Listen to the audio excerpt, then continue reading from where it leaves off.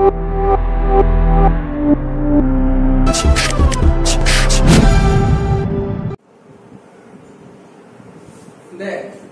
এখন যে টপিকটা করাবো সেটা হচ্ছে হাইপোথিসিস। ঠিক আছে, এখানে দু ধরনের টেস্ট শিখতে হয়, দু ধরনের টেস্ট, একটা হচ্ছে প্যারামেট্রিক টেস্ট আর একটা হচ্ছে নন প্যারামেট্রিক টেস্ট।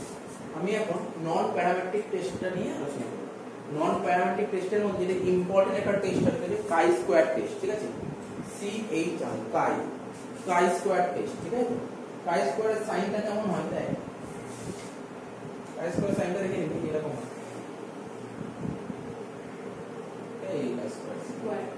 এই কাই স্কয়ার টেস্ট। তো বলছে কি কাই স্কয়ার টেস্টটা ভালো করে করবি, খুব ইম্পর্টেন্ট, এটা ইম্পর্টেন্ট, খুব আসে পরীক্ষা। ঠিক আছে, তো ধর বলছে chi square test is introduced by Carl Pearson. নাম তো শুনেছিস, ফার্স্ট সেম স্ট্যাটিস্টিক্স পড়েছিলি, পিয়ারসনের নাম শুনেছিলি, correlation of regression, coefficient of correlation, তাই না? কোরিলেশন যেটা করেছিলি, কোরিলেশনটা কে তৈরি করেছিল? পিয়ারসন করেছিল। তাই বলছে এই chi square test is introduced by Carl Pearson. তাহলে chi square test is sampling analysis for testing significance of population variance. ঠিক আছে, chi square test is sampling analysis, মানে কোনো কিছু স্যাম্পলিং, পপুলেশনের মধ্যে একটা স্যাম্পল থাকে, সেই স্যাম্পলটা অ্যানালাইজ করতে গেলে কাই স্কয়ার টেস্টটা খুব ইম্পর্টেন্ট, এটা রোল প্লে করে। For testing significance of population variance, significance of population variance এর জন্য কাই স্কয়ারটা লাগে। ঠিক আছে, তো chi square is non parametric test. উপরে তো লিখলাম নন, এটা হচ্ছে দেখ কাই স্কয়ার হচ্ছে নন প্যারামেট্রিক টেস্টের মধ্যে পড়ে, বুঝলাম না? নন প্যারামেট্রিক টেস্টের মধ্যে কাই স্কয়ার পড়ে। It can be used for test of goodness of fit. ঠিক আছে, কোথায় মানে অ্যাপ্রোপ্রিয়েট কাজকর্ম করছে, ফিট হচ্ছে কোথায়। ঠিক আছে, অ্যাপ্রোপ্রিয়েটটা দেবে। তাই বলছি it can be used test of goodness of fit. এর উপরে একটা মেথড আছে, তো সে পরীক্ষায় দেয়। কাই স্কয়ার বেসিক্যালি দুটো মেথডের অঙ্ক হয়, একটা গুডনেস অফ ফিটের উপর অঙ্ক হয় আর একটা ইন্ডিপেন্ডেন্স এর উপর একটা অঙ্ক হয়, দুটো রকমের অঙ্ক হয়। ঠিক আছে, তো বুঝতে পারছিস তো? তার মানে গুডনেস অফ ফিট যদি বলে তার মধ্যে কাই স্কয়ারই করেছে। ঠিক আছে, তো এই chi square test is use simple random sampling method. ঠিক আছে, আর কি বলছে কাই স্কয়ার টেস্ট ভ্যালুটা lies between 0 to 1। Chi square ভ্যালুটা বেরোবে না 0 থেকে 1 এর মধ্যেই বেরোবে, এই ভ্যালু 0 থেকে 1 এর মধ্যে। বলি লজিক জানিস কেন? কেননা কাই স্কয়ার কে তৈরি ইন্ট্রোডিউস কে করেছে? Carl Pearson. আর কার্ল পিয়ারসন করেছিল কোরিলেশন কোএফিসিয়েন্ট, কোএফিসিয়েন্টের ভ্যালু 0 থেকে 1 এর মধ্যেই আসবে। তো বুঝতে পারছিস তো? মনে রাখার সুবিধা বললাম। কন্ডিশন কি কি কাই স্কয়ার টেস্ট করতে গেলে কি, অ্যাকচুয়ালি তোকে তো পরীক্ষায় এটা থিওরিটিক্যাল কনসেপ্ট না জানলে চলবে, পরীক্ষা থিওরি দেবে না, তুমি অঙ্ক করতে দেবে, একটা কোশ্চেন সেট করে দেবে, ও তো বলতে নাও পারে কাই স্কয়ার অঙ্ক, তুমি বুঝতে পারবে কি করে কাই স্কয়ার অঙ্ক, এই পয়েন্টগুলো পড়লে বুঝতে পারবে। বলছে টোটাল ফ্রিকোয়েন্সি মানে স্যাম্পল সাইজ লার্জ হতে হবে, তো ফ্রিকোয়েন্সি যে স্যাম্পল সাইজটা হবে সেটা লার্জ হবে। লার্জ বলতে কি বোঝানো হয়েছে এখানে? লার্জ বলতে 50 এর বেশি হবে, টোটাল যে ভ্যালুটা আছে ফ্রিকোয়েন্সিটা হবে 50 এর বেশি হতে হবে। আর যদি 50 এর বেশি পেয়ে যাস তার মানে ভাববি কাই স্কয়ার দিয়েছি। ঠিক আছে, তারপর বলেছে কি স্যাম্পল আর ইন্ডিপেন্ডেন্ট, স্যাম্পল গুলো ইন্ডিপেন্ডেন্ট হবে। আমি কি বললাম? কাই স্কয়ারে দু রকমের অঙ্ক হয়, একটা ইন্ডিপেন্ডেন্টের উপর অঙ্ক হয়, একটা এই গুডনেস অফ ফিটের উপর অঙ্ক হয়। তো বুঝতে পারছিস ইন্ডিপেন্ডেন্ট হবে। আর কি অল ফ্রিকোয়েন্সি, না অল ফ্রিকোয়েন্সি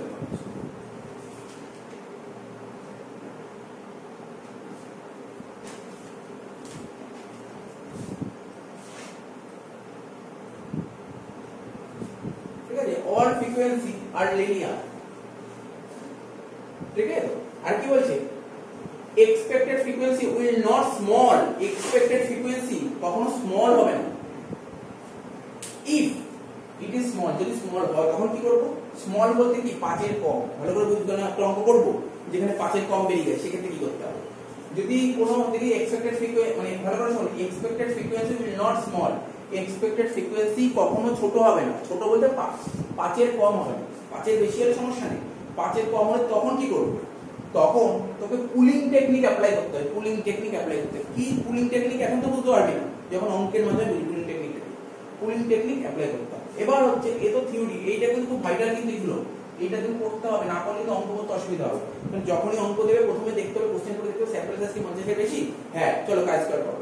ঠিক আছে, তারপর স্যাম্পলটা কিসে ইন্ডিপেন্ডেন্ট দিচ্ছে, হ্যাঁ চলো কাজ করার আরম্ভ করো। কি বললাম বুঝতে পারছিস তো? আর দেখতে হবে এই যে এক্সপেক্টেড ফ্রিকোয়েন্সি কি 5 এর বেশি বেরিয়েছে, হ্যাঁ তাহলে তো কোনো সমস্যা নেই, 5 এর কম বেরোলে পুলিং টেকনিক অ্যাপ্লাই করতে হবে। এই জিনিসগুলো মাথায় রাখতে হবে। এই কাজ করার অঙ্ক দিয়েছে কি দেয়নি, এটা বোঝার সবচেয়ে ভালো উদাহরণ হচ্ছে 50 বেশি। ঠিক আছে, আচ্ছা তারা বলেছে স্টেপ, কি কি স্টেপ ফলো করতে হবে, ভালো করে শুন, কি কি স্টেপ ফলো করতে কাজ করে। প্রথম দেখ 6টা স্টেপে অঙ্ক শেষ। ফার্স্ট 1 নম্বর স্টেপ কি, consider the null hypothesis. Null hypothesis মানে কিছুই না, মানে অ্যাজাম্পশন করা, আমি মনে করছি এটা, মানে তোকে যে কোশ্চেন দেবে আমি মনে করছি হ্যাঁ এটা হবে। ঠিক আছে, যদি ওটা বেরোয় তাহলে লাস্টে লিখবো হ্যাঁ এটা বেরিয়েছে। তুই বুঝতে পারছিস? দেখ একটা অঙ্ক করলে বুঝতে পারবি মানে নাল হাইপোথিসিস জিনিসটা কি। কনসিডার দা নাল হাইপোথিসিস মানে ধর আমি একটা অঙ্ক করাবো, ধর ম্যালেরিয়ার ওষুধ, তাই না, ম্যালেরিয়া হলে ওষুধ বলে এর মধ্যে কুইনাইনটা দেয়, কুইনাইনটা বলছে কুইনাইন, ম্যালেরিয়া ওষুধ যদি কুইনাইন দিলে এফেক্টিভ হবে কি হবে না, আমি মনে করলাম যে না কুইনাইন দিলে এফেক্টিভ হবে, এটাকে নাল হাইপোথিসিস। ঠিক আছে তো, এবার যদি বলে না ওটা হচ্ছে না, এফেক্টিভ হচ্ছে না, অ্যানসার যদি বলে না এটা এফেক্টিভ বেরোচ্ছে না, তখন এই ওটা অল্টারনেটিভ হাইপোথিসিস। মানে প্রথমে তোকে একটা ধরে এগোতে হবে, মনে করতে হবে যে না কুইনাইনটা ম্যালেরিয়ার ওষুধ মধ্যে কুইনাইন দিলে এটা এফেক্টিভ হবে। তাহলে এটা আমরা অ্যাজাম্পশন করলাম, যেটাকে অ্যাজাম্পশন করব সেটা নাল হাইপোথিসিস, আর সেটা যদি লাস্টে অ্যানসার যদি সেটা না বেরোয় সেটা হবে অল্টারনেটিভ হাইপোথিসিস। বুঝতে পারলি? তো H0 মানে এটাকে বলে নাল হাইপোথিসিস, আর H1টা কি অল্টারনেটিভ হাইপোথিসিস। ঠিক আছে, তারপর কি করব, 1 নম্বর স্টেপ, প্রথম কোশ্চেন যা দেবে ওখান থেকে তোকে চুজ করে নিতে হবে নাল হাইপোথিসিস তুই কাকে ধরছিস, চুজ করতে হবে। 2 নম্বর ক্যালকুলেট এক্সপেক্টেড ফ্রিকোয়েন্সি। এরপর তোকে কি বের করতে হবে, তোকে কোশ্চেনে দেবে না এক্সপেক্টেড ফ্রিকোয়েন্সি, তোকে এক্সপেক্টেড ফ্রিকোয়েন্সি ক্যালকুলেট করতে হবে। এক্সপেক্টেড ফ্রিকোয়েন্সি কেউ FE বলে বা কেউ E বলে। কারেসপন্ডিং ইচ সেল, প্রতিটা সেলে, ও এটা ওয়ান না, এটা সেলই ঠিক লেখা ছিল, সেলই হবে। নেক্সট 3 নম্বর বলে 2 নম্বর স্টেপ হয়ে গেল। তাহলে কি করব, প্রথমে হচ্ছে তোকে নাল হাইপোথিসিস চুজ করতে হবে, তারপর তোকে এক্সপেক্টেড ফ্রিকোয়েন্সি বের করতে হবে সবকটা সেলে।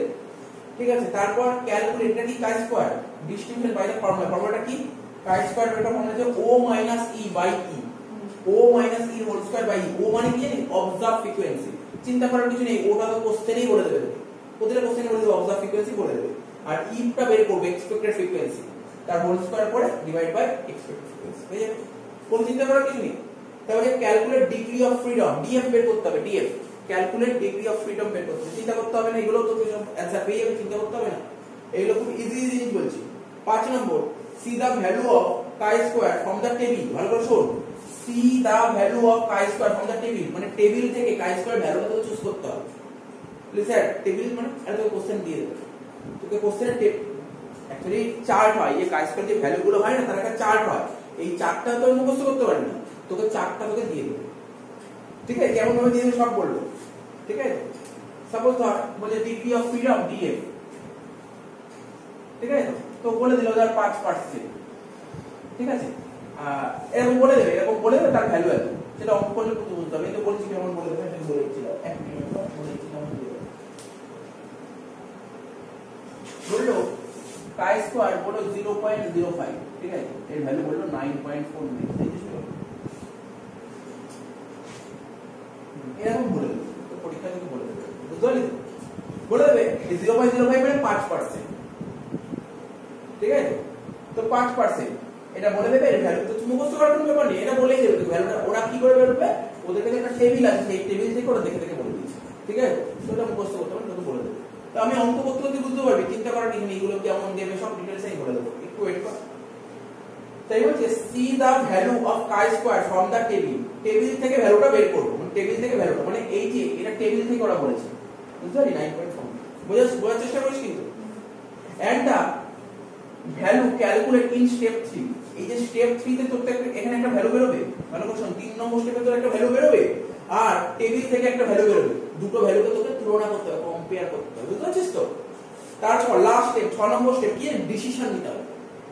ডিসিশন নিতে কি, ডিসিশন নিতে হবে নাল হাইপোথিসিসকে নেব, অ্যাকসেপ্ট করব নাকি নাল হাইপোথিসিসকে অ্যাকসেপ্ট করব না, এটাই ওকে কন্ডিশন করতে হবে। বলতে কি ইফ ক্যালকুলেটেড ভ্যালু, ভালো করে শোন, ক্যালকুলেটেড ভ্যালু, তার ক্যালকুলেট করে ভ্যালু বেরোলো কত, ধর কোন একটা ভ্যালু বেরোলো, সাপোজ আমি বলছি এরকম ভ্যালু বেরোবে না, আমি কথা বলছি, ক্যালকুলেট ভ্যালু বেরোলো 1, ঠিক আছে, আর ট্যাবুলেট ভ্যালু কত 9, তাহলে বড় কে, ট্যাবুলেট ভ্যালু বড় নাকি ক্যালকুলেট ভ্যালু বড়? ট্যাবুলেট বড়। তাহলে কি লিখেছি দেখ, বলছে ট্যাবুলেট ভ্যালু যদি বড় হয় কাই স্কয়ারে তাহলে নাল হাইপোথিসিসকে অ্যাকসেপ্ট করব, মানে টেবিলের ভ্যালুটা যদি বেশি হয় তাহলে নালটাকে অ্যাকসেপ্ট করব, আর যদি টেবিলের ভ্যালু কম হয় তাহলে নাল ভ্যালুটাকে নাল হাইপোথিসিস অ্যাকসেপ্ট করব, সেক্ষেত্রে অল্টারনেটিভ H1 অ্যাকসেপ্ট করব। তাহলে এই ছিল হচ্ছে ফরম্যাট মানে রুল, এই রুলটা জানতে হবে, রুল না জানলে কেউ করতে পারবি না। তাহলে মোটামুটি বুঝতে পারলি তো, মোটামুটি বুঝতে পারলি, এবার অঙ্কটা করলে বুঝতে পারবি, এটা বসে দিচ্ছি বুঝতে পারবি। তো দেখ কাজ করে একটা অঙ্ক সেট করা হয়েছে, বলছে the following contingency table represent the analysis of 300%। কোশ্চেনটা কতজন পার্সেন্ট বলেছে, মানে 50 জনের বেশি দিয়েছে। আমি বারবার বলেছিলাম কিন্তু 50 জনের বেশি হতো, তাহলে একটা কন্ডিশন পেলি, এটা কাজ করার অঙ্ক, এটা কাজ করার অঙ্ক কিন্তু 300 মানে 50 এর বেশি দিয়েছে 300, তাহলে কাজ করার অঙ্ক। According to hair colour and eye colour, মানে বুঝতে পারছিস তো, চুলের কালার আর চোখের কালার দিয়ে দিয়েছে অঙ্কটা। তো এখানে কি বলছে, আই কালার কি আছে, ব্লু আছে, গ্রে আছে, ব্রাউন আছে, ঠিক আছে। আর হেয়ার কালার কি আছে, ফেয়ার আছে, ব্রাউন আছে আর ব্ল্যাক আছে। এবার সমস্ত ভিতরে সমস্ত সেলের ডেটাগুলো দিয়ে দিয়েছি। বলছে তোকে কি টেস্ট করতে বলে, ভালো করে পড়। Test the hypothesis that there is an association মানে বুঝতে পারছিস তো, মানে সিমিলারিটি, মিল কি, there is an association between hair color and eye color, এদের মধ্যে মিলটা কি আছে এটা টেস্ট করতে বলছে। তোকে বলছে 5% লেভেল অফ সিগনিফিকেন্স, দেখ লেভেল অফ সিগনিফিকেন্স আর লেভেল অফ কনফিডেন্স, দেখ আমি কি বলতে পারি, লেভেল অফ সিগনিফিকেন্স আর লেভেল অফ কনফিডেন্স, ঠিক আছে, দুটোকে যোগ করলে ভ্যালু সবসময় একই হবে, এটা নিয়ম, ফর্মুলা। লেভেল অফ কি বললাম, লেভেল অফ সিগনিফিকেন্স আর লেভেল অফ কনফিডেন্স দুটোর ভ্যালু টোটাল এক হয়। তো এখানে লেভেল অফ সিগনিফিকেন্স কত দিয়েছে বলতে পারবি, তোমার 5%, 5% দিলে লেভেল অফ কনফিডেন্স কত হবে, 95% না, টোটাল 100।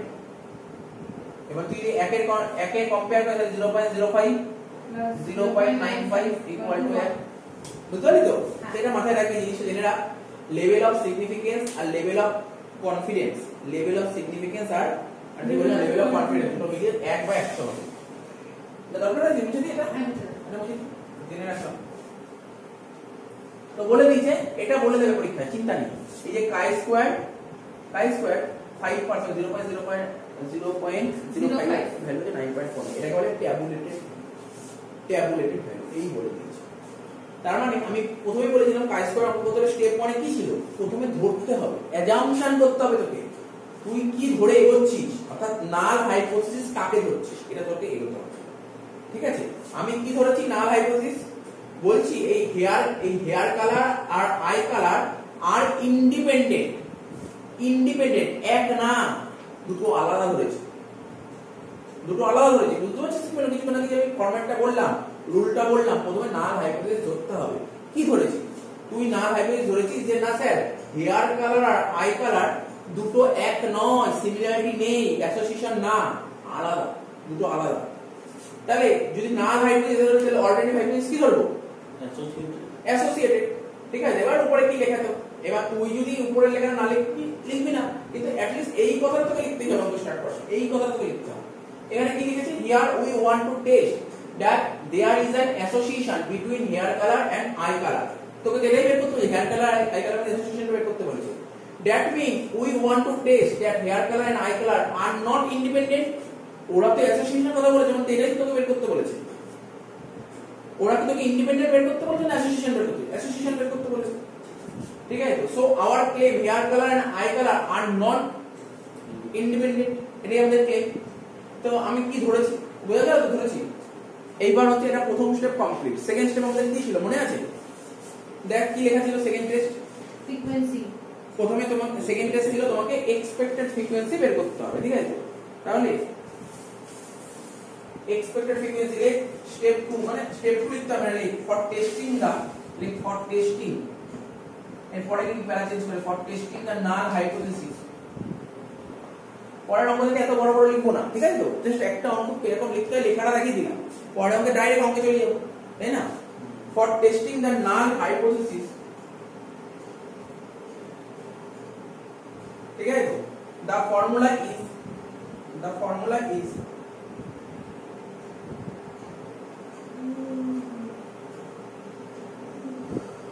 জানিস তো নাল হাইপোথিসিস কি না তার জন্য ফর্মুলা কি শিখেছিস মনে করছিস তো chi square equal to O I J minus E I J whole square আগে একটা summation sign divided by E I J.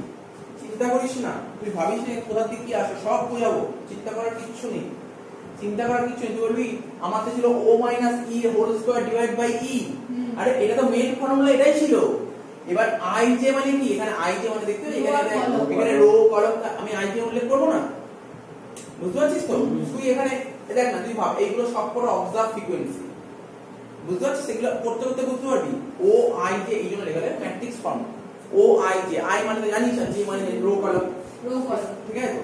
এটা হলো। তারপর তুই বলবি স্যার আমার তো স্টেপ 2 তে এটা লেখা ছিল না, আমার তো স্টেপ 2 তে লেখা ছিল এক্সপেক্টেড ফ্রিকোয়েন্সি, করব তো এবার করব। ওকে নাল হাইপোথিসিস টেস্ট করার জন্য এই ফর্মুলা জানতে হবে, এটা লিখলাম। কিন্তু তুই বলবি স্যার আমার তো 2 নম্বর স্টেপে এক্সপেক্টেড ফ্রিকোয়েন্সি ছিল, তো এবার করব এক্সপেক্টেড ফ্রিকোয়েন্সি, বুঝতে পারছিস তো? লেখ নাও, লেখ নাও আন্ডার, লেখ নাও আন্ডার, লেখ নাও আন্ডার নাল হাইপোথিসিস মানে 80 কমা the expected frequency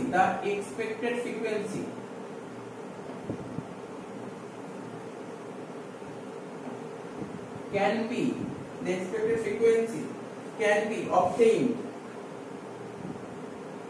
as কি লিখলাম দেখেছিস ভাই, কি লিখলাম দেখেছিস? স্টেপ 1 এ কোনো সমস্যা নেই, স্টেপ 2 তে কি লেখা ছিল? এক্সপেক্টেড ফ্রিকোয়েন্সি তুমি ক্যালকুলেট করো, তাই লিখলাম। তো যদি মনে হয় না আমার এই লাইনটা লিখতে কেমন লাগছে, পরে লিখবো, তো পরে লিখবো, লিখতে পারিস, কোনো সমস্যা নেই, জাস্ট লিখে রেখেছি। নাল হাইপোথিসিস বের করার জন্য তোকে এই ফর্মুলার সাহায্য নিতে হবে, ঠিক আছে? এবার দেখ এই ফর্মুলা কি ছিল, প্রথমে অবজার্ভ ফ্রিকোয়েন্সি কোশ্চেনে বলে দিয়েছে। ই মানে কি ছিল? এক্সপেক্টেড ফ্রিকোয়েন্সি, সেটা এবার এখানে বের করছি, বুঝলি? এক্সপেক্টেড ফ্রিকোয়েন্সি বের করছি। তাহলে কি করে বের করব সব শেখাবো, চিন্তা করার কিছু নেই। এক্সপেক্টেড ফ্রিকোয়েন্সি মানে ই বের করার ফর্মুলাটা কি? ই বের করার ফর্মুলাটা কি? লেখ RI into CJ divided by A। কি লিখলাম? RI, ভালো করে দেখ কি লেখা আছে। এতটা পরের অঙ্কগুলো এত কিছু লিখবো না কিন্তু, কারণ এত লিখতে নেই, ডাইরেক্ট করা যায়। তো প্রথম অঙ্কটা RI into CJ, RI into CJ divided by A। লেখ RI মানে কি? RI মানে কি? লেখ পাশে লেখ RI মানে কি? sum, লেখ sum of ith row into sum of jth column,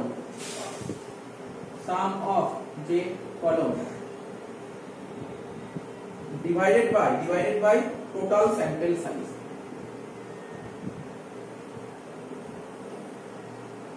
এই এত ডিটেইলস এ ধরে ধরে লিখেছেন না, ভুল হবে না ওপরে। দেখ শেষে দেখ ই বের করার ফর্মুলা কি লিখেছি? RI into CJ, কি দেখতে সুন্দর আছিস তো? কি লিখেছি? RI into CJ divided by A। RI মানে কি? R মানে কি? রো, ঠিক আছে? কি লিখেছি? RI মানে sum of ith row, I রোর যোগফল, ঠিক আছে? I রোর যোগফল, CJ মানে j কলামের যোগফল, ঠিক আছে? ডিভাইড বাই n মানে টোটাল স্যাম্পল সাইজ n। এবার এক একটা করে তুই বুঝতে পারবি, কোনো চিন্তা করার বিষয় নেই। দেখ কি করব ভালো করে দেখে নে, আগে তারপর বলছি। E11, E12, E13, বুঝতে পারছিস তো? বোঝাচ্ছি। E11 মানে কি? E11 মানে তো 1 row 1 column 1, row 1 column 2, row 1 column 3, ঠিক আছে তো? তাহলে ফর্মুলাটা কি লিখবো বল? তুই বললি স্যার রো 1 আর কলাম 1, তাই তো? তাহলে R1 into C1 বলতে পারি ডিভাইড বাই n। হ্যাঁ, খুব ধরে ধরে বুঝতে হবে অঙ্কটা, তাহলে তুই ভুল হবে না। E11 মানে কি? First row first column divide by n। তাহলে এটা কি বলবি বল? এটা কি বলবো বল? First row into C2 second column divide by n। তারপর একটা first row third column divide by n। তাহলে বল রো এখানে কি লেখা ছিল স্যার? রো মানে কি? রো যোগফল। তাহলে বল ফার্স্ট রো যোগফল কত? এদিকে ফার্স্ট রো কোনটা না? এই বল 30 10 40 কত ফার্স্ট রো যোগফল বল? তুই বুঝতে পারছিস না? 80। আমি বুঝতে বলছি, আরে যোগ তো আমি করে দিতে পারবো। ফার্স্ট রোর যোগফল 80 আর ফার্স্ট কলামের যোগফল কত বল 30 আর 40 70 120 ডিভাইড বাই টোটাল 300 বুঝতে পারছিস কি বললাম প্রতিটা অঙ্ক এইভাবে করতে হবে তো কলেজে করেছে দেখছি এরকম টাইপের একটা অঙ্ক করেছে এইভাবে করেছে হ্যাঁ কিন্তু ওরা এত ডিটেইলসে করে না ভেঙে ভেঙে করেছে 300 টা ভ্যালুটা ঘুরে দিয়েছে তাই তো আচ্ছা তারপর 80 কলম সেকেন্ড কলমের যোগফল 10 আর 20 30 30 60 ডিভাইড বাই 300 তারপর 80 ইনটু 40 40 80 120 80 ইনটু 120 ডিভাইড বাই 300 বুঝতে পারলি তো তাহলে প্রথমটা হবে 32 16 32 32 16 32 তাহলে কি কি বের করলাম বলতে পারবি আমাকে কেউ স্যার আপনি বের করলে 1 1 1 2 1 3 তাই তো করেছি হ্যাঁ এবার কি করব 2 1 2 2 3 কর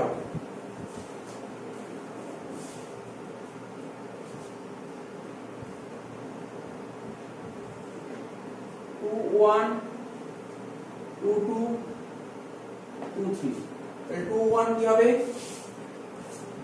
8 2 c1 divide by n 8 2 c2 divide by n 8 2 c3 divide by n কি তাই তো তাহলে বল 8 2 যোগফল কত 40 20 60 আর 40 100 এই দেখ তোদের যদি বুঝতে অসুবিধা নেই পাশে লিখে দিচ্ছি তাই তো এটা কোশ্চেন বুঝতেই পারি বেটার হবে তাই না 30 10 40 40 80 40 20 60 আর 40 100 50 30 80 আর 40 120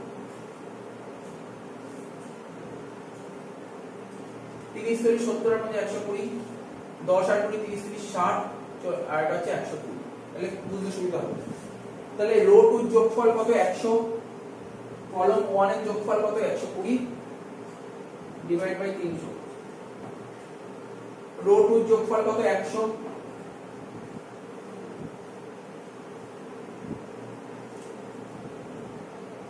ঠিক আছে তো কলম 2 যোগফল কত 60 কলম 3 যোগফল কত 120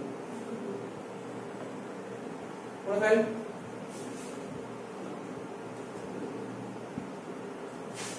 40 20 40 ক্যালকুলেট করা হচ্ছে 40 20 40 হয়ে গেল তো এত কি ক্লিয়ার তো তাহলে কি কি হলো বল এবার কি করব বলতে হবে এবার আর কি করব এবার হচ্ছে E3 1 1 হলো 2 3 2 1 হলো এবার 3 1 3 1 3 2 3 3 কিন্তু করব কোথায় এখানে করে দিচ্ছি এখানে করে দিচ্ছি পাশে তাই না জায়গা নেই লে E31 E32 E33 তাহলে কি লিখবো R3 into C1 divided by n R3 into C2 divided by n তারপর যে R3 into C3 divided by n নিচে তো সব করা 300 ই হবে R3 টোটাল কত 120 এখানে সব করা 120 বসিয়ে C1 এর যোগফল 120 তারপরে C2 60 আর C3 120 এটা বুঝতে পারছিস তো খুব কঠিন লেন্দি বাট কঠিন না 48 24 48 48 24 48 ক্লিয়ার তাহলে কি কি বের করবি না কোশ্চেনও তোকে অবজার্ভ ফ্রিকোয়েন্সি দিয়েই দিয়েছে কি রে অবজার্ভ দিয়ে দিয়েছে তো তুই কি বের করলি এখন এক্সপেক্টেড বের করলি এক্সপেক্টেড ফ্রিকোয়েন্সি বের করলি আমার দুটো স্টেপ হয়ে গেল আর 3 নম্বর স্টেপে আছে পুরোটা টুকেনে মুছতে হবে আমাকে পুরোটা মুছে দেবো আমি পুরোটা মুছে দেবো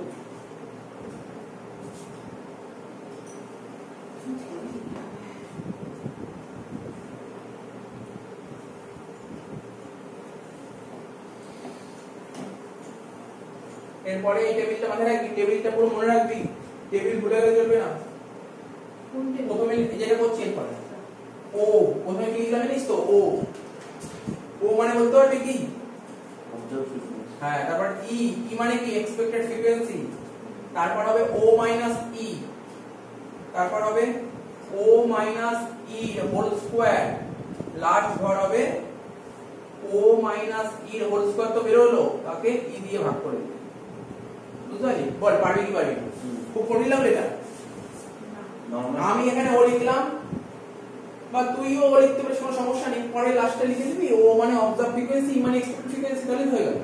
কি বললাম বুঝতে পারলি? এখানে লিখে দিবি ও মানে অবজার্ভ ফ্রিকোয়েন্সি, অবজার্ভ ফ্রিকোয়েন্সি, আর ই মানে এক্সপেক্টেড ফ্রিকোয়েন্সি। তো বল, কেউ বলতে পারবি অবজার্ভ ফ্রিকোয়েন্সি কত, কোনগুলো বল? আরে এইগুলো তো, আরে এইগুলো তো অবজার্ভ। তাহলে কিভাবে লিখবি ভালো করে শোন, কিভাবে লিখবি ঠান্ডা মাথায় বলবি তোর অ্যানসারটা। প্রথমে 30, তারপর কত লিখবো বল? 40 লিখবো না 10 লিখবো? রো আকারে লিখতে হয়, রো ওয়াইজ লিখতে হয়। কারণ তুই যখন বের করলি কি বের করলি মনে কর, E11, E12, E13, তারপর E21, E22, E23, E31, E32, E33, এরকম করলি তো? তার মানে বুঝতে পারছিস না কি বললাম? এই আকারে লিখতে হবে, এরপরে এই আকারে যেতে হবে 1 1 1 2 1 3। তাহলে 30 10 40 অলওয়েজ এরকমই মেইনটেইন করবি, কখনো ভুল করবি না। ভুল করলে কেন বলতো, এইগুলো তুই লিখতে অসুবিধা হয়ে যাবে, তখন সাজিয়ে গুছিয়ে লিখতে হবে। নাহলে এটা যদি পরপর লিখে দেবো সমস্যা হবে। তারপর 40 20 40, 40 20 40, তারপর 50 30 40। দেখে দেখে বল আমাকে কত কত বেরিয়েছিল এক্সপেক্টেড ফ্রিকোয়েন্সি? 32 16, তারপর 32, তারপর 40 48 40 20 40, হ্যাঁ 40 20 40, তারপর 48 24 48। ঠিক আছে, টোটাল করতে হবে এটা, এই ঘরটা টোটাল কর আর এই ঘরটা টোটাল কর, টোটাল 300 বেরোবে, চাপ নিস না। ঠিক আছে, টোটাল 300 বেরোবে, হলো তো? তুই যে আমি একটা নোটে একটা কথা লিখেছিলাম জানিস তো? শোন, বলেছিলাম এক্সপেক্টেড ফ্রিকোয়েন্সি যে ভ্যালুটা 5 এর কম হওয়া যাবে না। আছে এখানে তো 5 এর কম আছে না? যদি 5 এর কম হতো, সাপোজ আমি লিখছি, এটা কাটাকাটি করতে হবে, ভালো করে শোন, কাটাকাটি করতে হবে না। সাপোজ ধর এটাই করছি, সাপোজ ধর এটা করছি 40, 40টার জায়গায় ধর এখানে ধর আছে 4, সাপোজ 4 কাটতে হবে, পরে বলবো জিজ্ঞাসা করবে 40 ছিল, ধর এখানে চাপ থাকতো, তাহলে কি এটা এখানে কুলিং টেকনিক অ্যাপ্লাই করতে হতো? সেক্ষেত্রে এই উপরে দুটো যোগ করতে হয়ে গেল 24। যেহেতু এখানে 24 হয়ে গেল, তার মানে এখানে ভাবনা এখানে কটা ভাগ হয়ে গেল? 10টার জায়গায় একটা কমে গেল, 9টা হয়ে গেল। তাহলে এখানেও তো সেমই হতে হবে। আরে তুই যখন তোর নিয়ম কি, ও থেকে ই মাইনাস করবি, তুই এটা থেকে এটা মাইনাস করলি, এটা থেকে এটা মাইনাস করলি, এটা থেকে এটা মাইনাস করলি, এটা থেকে এটা মাইনাস করলি, কিন্তু এখানে দুটো আছে, কোনটা থেকে মাইনাস করবি? সেক্ষেত্রে এই দুটো যোগ করতে হবে, তাহলে ওটা থেকে মাইনাস। আমি করব না, অঙ্ক করব, বুঝলাম না। 20 আর 4 তো বুঝলাম, পরেরটা বুঝলাম। 20 আর 4 24 তো? হ্যাঁ। তুই ধর এটা থেকে এটা মাইনাস করে এখানে লিখবি, এটা থেকে মাইনাস করে এখানে লিখবি, এটা থেকে এটা মাইনাস করে এখানে লিখবি, এটা থেকে এটা মাইনাস করে এখানে লিখবি, কিন্তু এখানে দুটো আছে, কোনটা মাইনাস করবি? 24 মাইনাস করতে হবে। কার থেকে মাইনাস করবি? 20 থেকে মাইনাস করবি নাকি 40 থেকে মাইনাস করবি?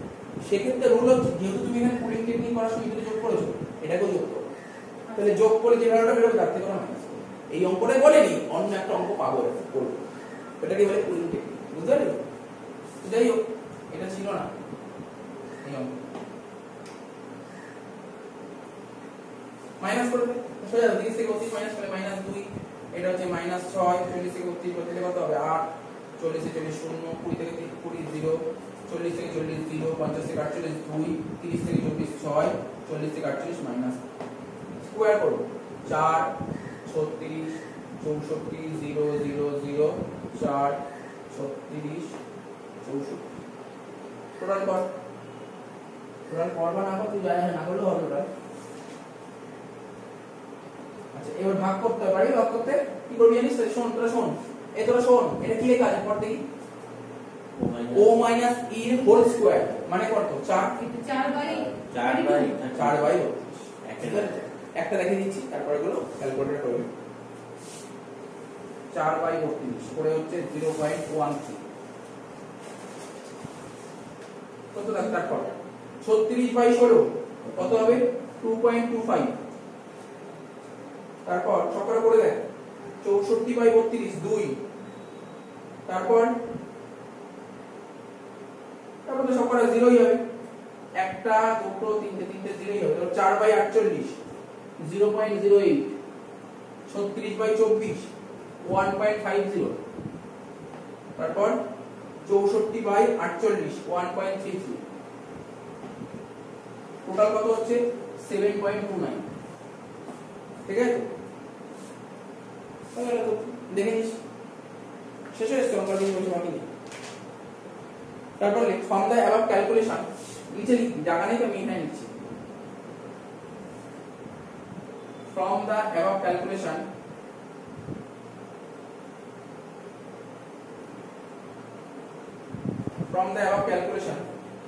ঠিক আছে chi square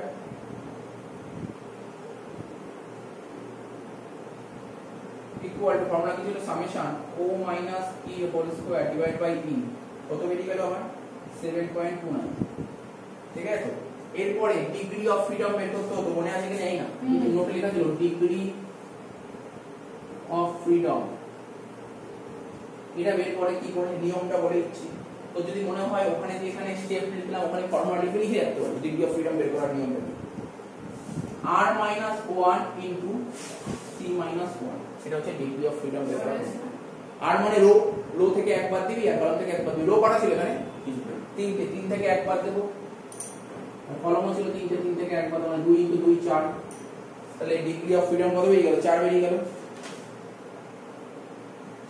তাই তো তারপর স্টেপ 5 ছিল step 5 A the critical value of chi square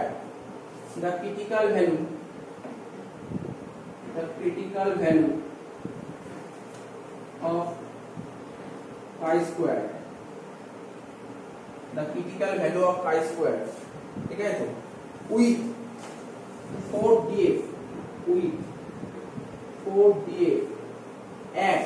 with 4df at 5% level of significance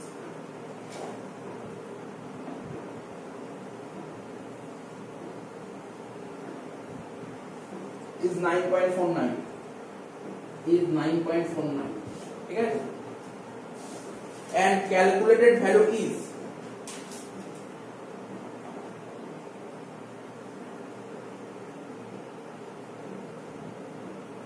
7.29 ভালো করে শোন কি লিখেছি critical value of chi square with 4df at 5% কোশ্চেনে তো বলেছিল 5% level of significance আর 4df ডিগ্রি অফ ফ্রিডম বের করলাম অর্থাৎ ডিগ্রি অফ ফ্রিডম আর লেভেল অফ সিগনিফিকেন্স 4 আর 5% ঠিক আছে তো কোশ্চেন এখানে কোথায় বলেছিল না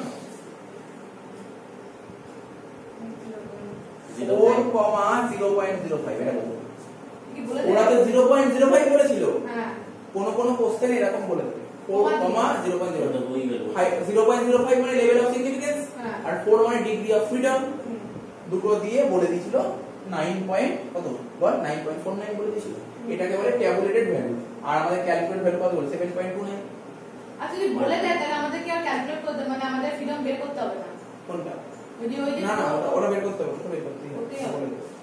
ওটা তাহলে লাস্ট লাইন অঙ্ক শেষ লাস্ট লাইনে অঙ্ক শেষ স্টেপ 6 এটা ডিসিশন এবারে যে ডিসিশনের কাজ যেগুলো মনে রাখলে সোজা ঠিকই সোজা ঠিক আছে লাস্ট লাইন লেখ কি লিখবি স্টেপ 6 এ ডিসিশন তাই তো ডিসিশন লিখবি ডিসিশন তুই বল একটা লিখবো ট্যাবুলেটেড ভ্যালু তাই তো ট্যাবুলেটেড ভ্যালু আর একটা কি লিখবো ক্যালকুলেটেড ভ্যালু তাই তো তো বল ট্যাবুলেটেড ভ্যালু কত নিয়েছে বলেছিল অঙ্কে 9.49 আর এটা 7.29 কে বড় ট্যাবুলেটেড ভ্যালু বড় তাই তো ট্যাবুলেটেড ভ্যালু বড় তাহলে কি হবে আমি কি লিখেছিলাম নোটে কি লিখেছিলাম দেখ ট্যাবুলেটেড ভ্যালু যদি বড় হয় তাহলে নাল হাইপোথিসিস অ্যাকসেপ্টেড তাই তো নাল হাইপোথিসিস অ্যাকসেপ্টেড বা ঘুরিয়ে তো এটাও লিখতে পারি we do not reject null hypothesis হ্যাঁ তাই তো তাহলে লেখ we do not reject null hypothesis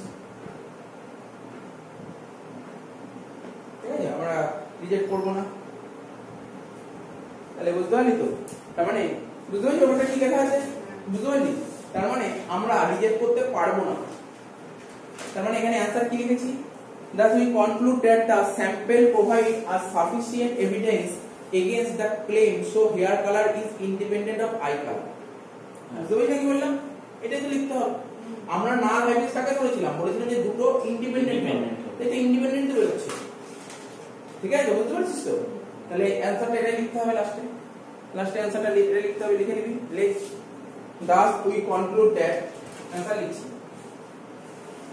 Thus we conclude that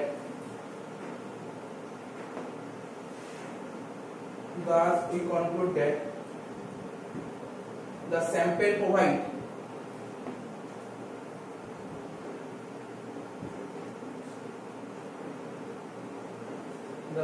provide us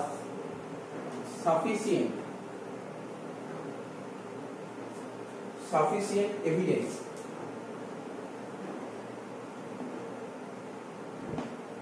against the claim so hair color is independent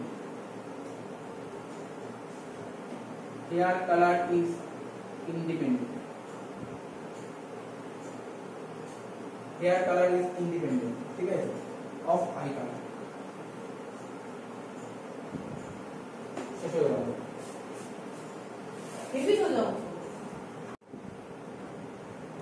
দেখ কোশ্চেনটা কি বলেছে বলছে in an anti malarial campaign in India quinine was administered to 500% বলে দিয়ে 500% ঠিক আছে তো out of a total population বলে 2000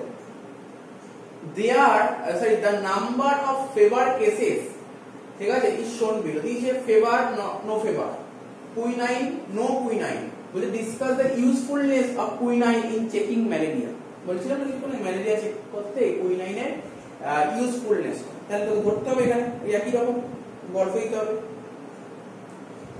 ঠিক আছে তাহলে অ্যানসার যখন আরম্ভ করি সলিউশন কি লিখতে প্রথমে ফার্স্ট করতে হবে 80 মানে নাল হাইপোথিসিস কি বলবো নাল hypothesis quinine like quinine not effective ভালো করে শোন quinine কি লিখলাম নাল হাইপোথিসিস কি হচ্ছে quinine non effective in checking malaria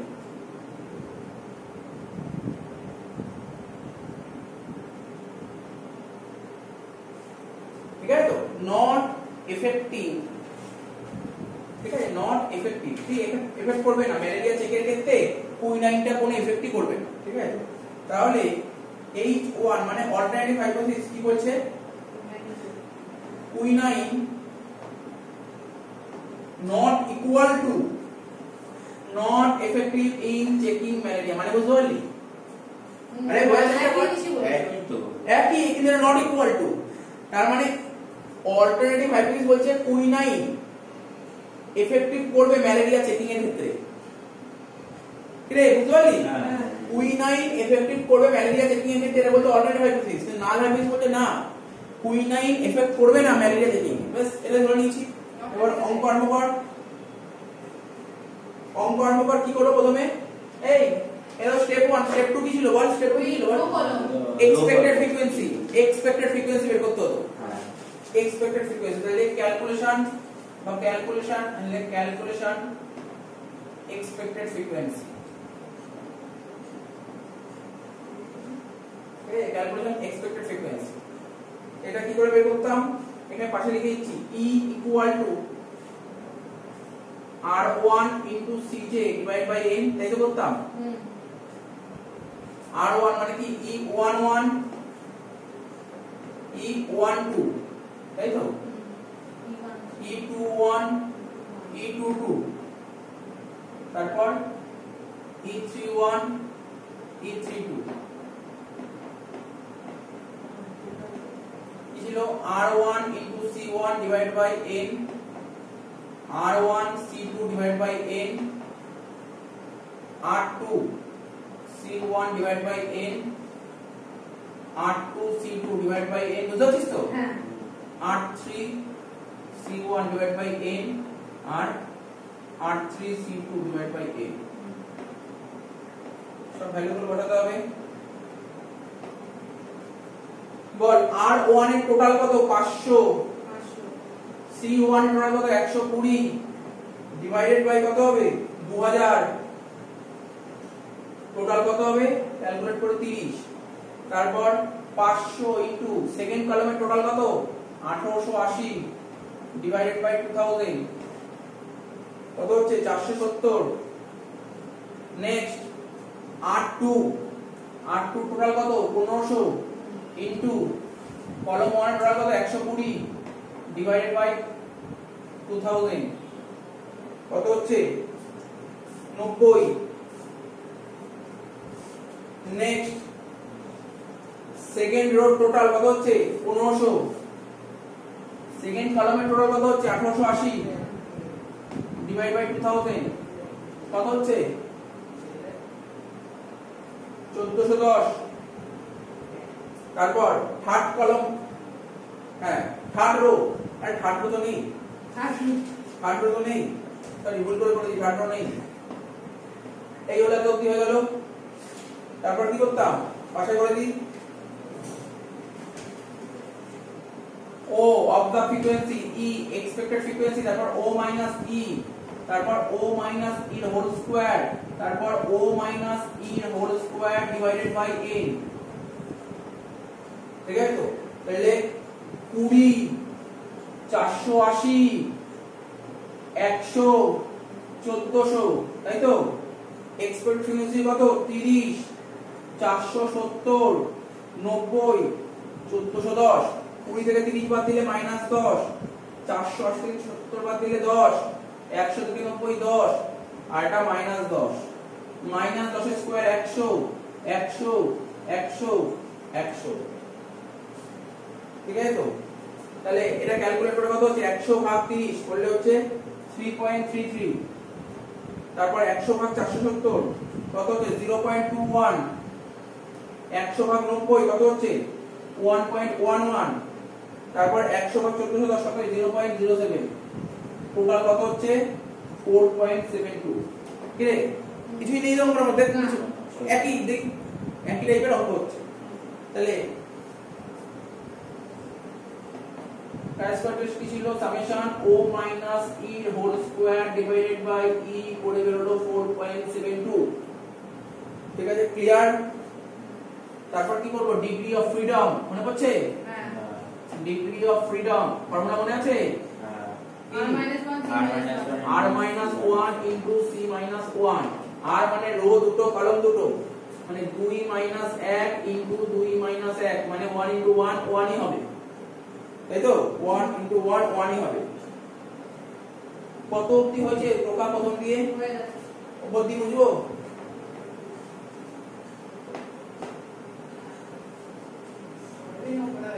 লেখ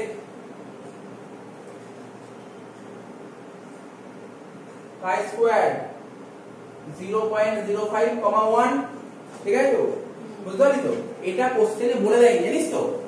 কিন্তু তোকে বলে দেবে, না বলে দিতে সম্ভব নয়, তাই তো? তাহলে এটা হবে 0.051। ভালো করে শোন, আগেরটা কি ছিল? আগেরটাও 0.05 ছিল, কিন্তু ওটা কত ছিল 4, তার জন্য আমি 9 পয়েন্ট সামথিং বেরিয়েছিল, 7 না কিছু একটা বেরিয়েছিল, কিন্তু এখানে ওই 5ই আছে 0.05, কিন্তু 1 আছে, তাহলে চেঞ্জ হবে না? আরে আগেরটা কি ছিল 1 এর জায়গায় 4 ছিল, তাই অন্য বেরিয়েছিল, আর এখানে 1, তাহলে অন্য হবে তো? তাহলে কত বলেছে 3.84। আচ্ছা এটাকে কি বলে বল? এটাকে কি বলে? ট্যাবুলেটেড ভ্যালু, ট্যাবুলেটেড ভ্যালু, ঠিক আছে তো? আর ট্যাবুলেটেড ভ্যালু আর এই আসছে, আর তো বেরোলো কত? এটা 4.72, এটা কি বেরোলো? Calculated value. তাহলে কে বেশি কে বড়? ক্যালকুলেটেড ভ্যালু বড়। ক্যালকুলেটেড ভ্যালু যদি বড় হয়, ক্যালকুলেটেড ভ্যালু যদি বড় হয় তাহলে কি? তাহলে কি বলেছিলাম? নাল হাইপোথিসিস রিজেক্টেড, তাই তো? তাহলে এখানে হবে নাল হাইপোথিসিস রিজেক্টেড, বা লিখতে হবে নট অ্যাকসেপ্টেড। তার মানে কি লিখতে? আরে নাল হাইপোথিসিস কাকে ধরেছিলাম? বলে স্যার ম্যালেরিয়ার ক্ষেত্রে কুইনাইন দরকার নেই, তাহলে কি হলো অ্যানসার কি হলো? না না, ম্যালেরিয়া চেকিং এর জন্য কুইনাইন দরকার। কি বুঝলেন অ্যানসারটা? তাহলে কি লিখবি? অ্যানসারটা কি লিখবি? Quinine is useful, quinine is useful, like quinine is useful in malaria checking.